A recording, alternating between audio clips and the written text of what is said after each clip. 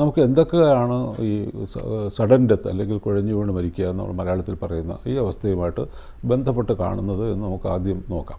ഒറ്റ നോട്ടത്തിൽ നമുക്ക് പറയാൻ പറ്റുന്നത് പ്രധാനമായിട്ടും ഈ മരണമായിട്ട് കോമോർബിഡിറ്റീസ് എന്ന് പറയുന്ന കുറേ കണ്ടീഷനുണ്ട്. അത് കേരളത്തിൽ വർദ്ധിച്ചു വരികയാണ്. ഇപ്പോൾ ജീവിതശൈലി രോഗങ്ങൾ എന്നൊക്കെ നമ്മൾ പറഞ്ഞു പോകുന്ന കുറേ കാര്യങ്ങളുണ്ട്. ഒന്ന് ഈ പൊണ്ണത്തടി അല്ലെങ്കിൽ ഓവർ വെയ്റ്റ്, ഒബീസിറ്റി എന്നൊക്കെ പറയുന്നത് ചെറുപ്പക്കാരിൽ ഇപ്പോൾ വർദ്ധിച്ചു വരികയാണ്. ചെറുപ്പക്കാരിൽ മാത്രമല്ല, കുട്ടികളിൽ വരെ വർദ്ധിച്ചു വരുന്നുണ്ട്. അപ്പോൾ അത് ഈ വണ്ണം കൂടുക എന്നുള്ളത് ഒരു റിസ്ക്കാണ്. ഇതേമാതിരി കേരളത്തിൽ മുതിർന്ന ആൾക്കാരിൽ അഡൽട്ട് പോപ്പുലേഷൻ എടുക്കുകയാണെങ്കിൽ നല്ല ശതമാനം ആൾക്കാർക്ക് പ്രമേഹം ബാധിച്ചിട്ടുണ്ട്.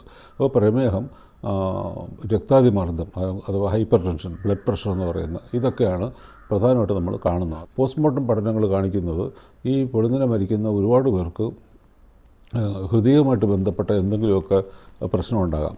ഒരുപക്ഷെ അവർക്ക് കാർഡിയോ മയോപ്പതി എന്ന് പറഞ്ഞാൽ ഹൃദയത്തിൻ്റെ പേശികൾക്കുണ്ടാകുന്ന ചില വ്യതിയാനങ്ങൾ കണ്ടിട്ടുണ്ട്. ഹൃദയത്തിലെ രക്തക്കുഴലുകളുടെ പ്രശ്നങ്ങൾ കണ്ടിട്ടുണ്ട്. പിന്നെ ഹൃദയത്തിൻ്റെ ചേംബറുകളുണ്ടല്ലോ, അപ്പർ ചേംബർ, ഏട്രിയം എന്ന് പറയുന്ന ചേംബറിൻ്റെ അകത്തുണ്ടാകുന്ന ചില പ്രശ്നങ്ങൾ കണ്ടിട്ടുണ്ട്.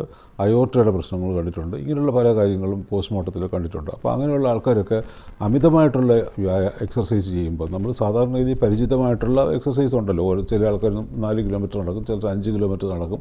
ഇതൊക്കെ അവർക്ക് പരിചിതമാണ്. അതിന് പകരം ഒരു ദിവസം മാരത്തോൺ ഓടുകയാണെങ്കിൽ അതൊരു അമിതമായിട്ടുള്ള എക്സർസൈസ് ആണ്. അങ്ങനെ എക്സർസൈസ് ചെയ്യുന്ന ആൾക്കാർക്ക് ഈ മരണം ഉണ്ടാകാം.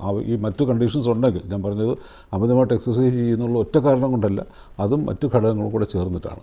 ഇതുകൂടാതെ ഇനി മറ്റൊരു വിഷയം ഇപ്പോൾ ശ്രദ്ധയിൽപ്പെട്ടിട്ടുള്ളത് ഈ ലൈപ്പിഡ്, കൊളസ്ട്രോളും അനുബന്ധ ഘടകങ്ങളും, കൊളസ്ട്രോള്, LDL, HDL, ട്രൈഗ്ലിസറൈഡ്, അങ്ങനെയൊക്കെ കുറേ ഘടകങ്ങളുണ്ട്. ഇതെല്ലാം കൂടെ ചേർത്ത് നോക്കുമ്പോൾ അതിന് ഒരു റിസ്ക് ഫാക്ടർ ഉണ്ടെന്ന് ഇപ്പം നമ്മൾ മനസ്സിലാക്കി വരുന്നു. അടുത്ത കാലത്ത് വന്നേക്കുന്ന 130 പേരുടെ സഡൻ ഡെത്ത് നടന്ന ആൾക്കാരുടെ പഠനങ്ങൾ നടത്തി കഴിഞ്ഞപ്പോൾ അതിൻ്റെ അകത്ത് കണ്ടേക്കുന്നത് ട്രൈഗ്ലിസറൈഡും LDL-Cയും തമ്മിലുള്ള റേഷ്യോ അത് അനുകൂലമല്ലാത്ത ആയിരുന്നു അവരെന്ന്, അതിൽ ഭൂരിപക്ഷം പേരും അങ്ങനെ ആയിരുന്നു എന്ന് കണ്ടെത്താൻ സാധിച്ചു. അതിനോട് കൂടുതൽ കോൺട്രിബ്യൂട്ട് ചെയ്യുന്ന കുറേ ഘടകങ്ങളുണ്ട്. പല ആൾക്കാരും ഈ ഹെൽത്ത് ഡ്രിങ്ക് എന്നൊക്കെ പറഞ്ഞുകൊണ്ട് പല സാധനങ്ങളും വാങ്ങിച്ച് കഴിക്കും. അത് കുറേ നാൾ കഴിച്ചു കഴിഞ്ഞാൽ അതും ഇത് കണക്ക് ലിവർ ഡാമേജോ അല്ലെങ്കിൽ കിഡ്നിക്കോ ഉണ്ടാകുന്ന തകരാറോ ഒക്കെ ഉണ്ടാക്കാം. ഇതെല്ലാം ഈ സഡൻ ഡെത്തിന് കോൺട്രിബ്യൂട്ട് ചെയ്യും. ഇനി ഞാൻ നേരത്തെ പറഞ്ഞവർക്ക് മയോകാർഡൈറ്റിസ് ഉണ്ട്. ഹൃദയത്തിൻ്റെ പേശികൾക്കുണ്ടാകുന്ന ഒരു നീർക്കെട്ട് അല്ലെങ്കിൽ അതിൻ്റെ ഒരു ഇൻഫ്ലമേഷൻ. അതിന് ഒരു പ്രധാനപ്പെട്ട കാരണം ആവർത്തിച്ച് വരുന്ന വൈറസ് രോഗങ്ങളാണ്. അതുകൊണ്ട് ഇപ്പോൾ 100% പേരിലേക്കും ഇത് തന്നെയാണ് കാരണം എന്ന് അവകാശപ്പെടുന്നില്ല.